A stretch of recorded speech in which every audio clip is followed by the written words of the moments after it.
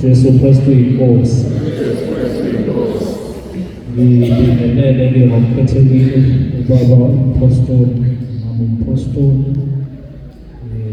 umphathi wohlelo, nabafundisi bonke esinabo ngaphakathi kwehholo, ngaphakathi wonke waseHammersmith, nabo bonke-ke abantu abasuka endaweni ezahlukahlukene bezohlanganyela kule nkonzo yanamhlanje.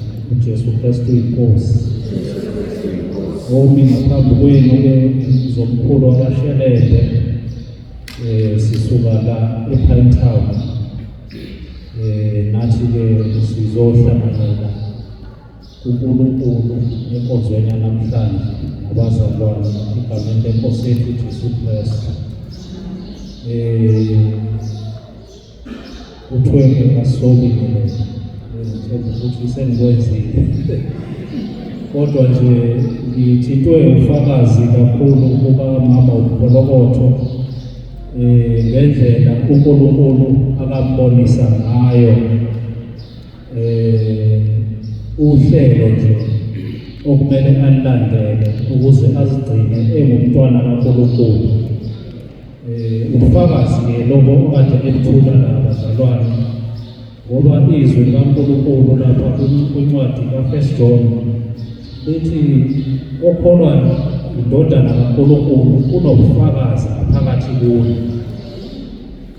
Abaningi bethu basindiswa noma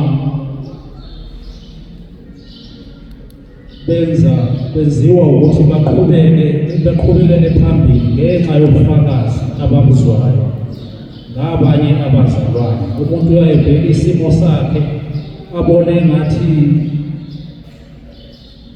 useshayele kakhulu empilweni, kepha uma ezwa ubufakazi bomunye abuye nganeno abone ukuthi engathi kuncane lokho okwenzeka empilweni yakhe.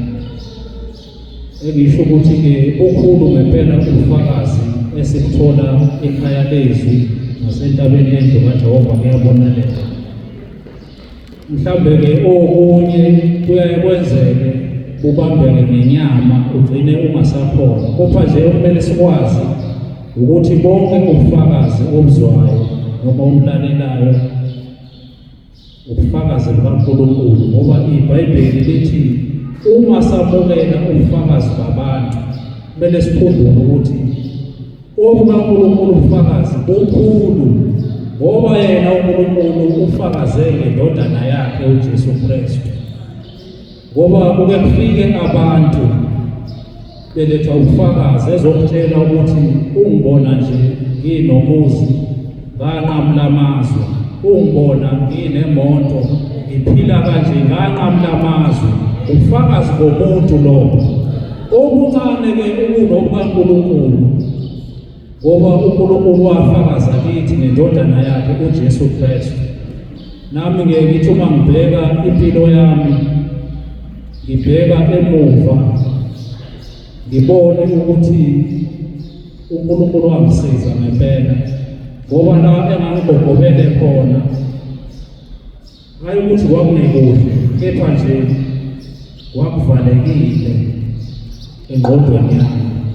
Kepha ngenxa yobufakazi bukaNkulunkulu ngabazalwane basekhaya lethu, ngathatha isinqumo nje nomndeni wami ukuthi kusukela namhlanje ngiyakuhlala endleleni kaNkulunkulu le abathe eyabanjwele, noma siziwula uma sihamba ngayo angeke salahleka. Engisho ukuthi-ke bazalwane, ngiyakuthokozela nami ukuhlanganyela kaninani, ngiyakuthokozela ukuba lapha engathi uNkulunkulu engasibusisa sisazozwa ubufakazi bakhe efakaza ngabazalwane, ngoba ibona buhambisana nezwi likaNkulunkulu obusenza ukuthi siqhubekele phambili.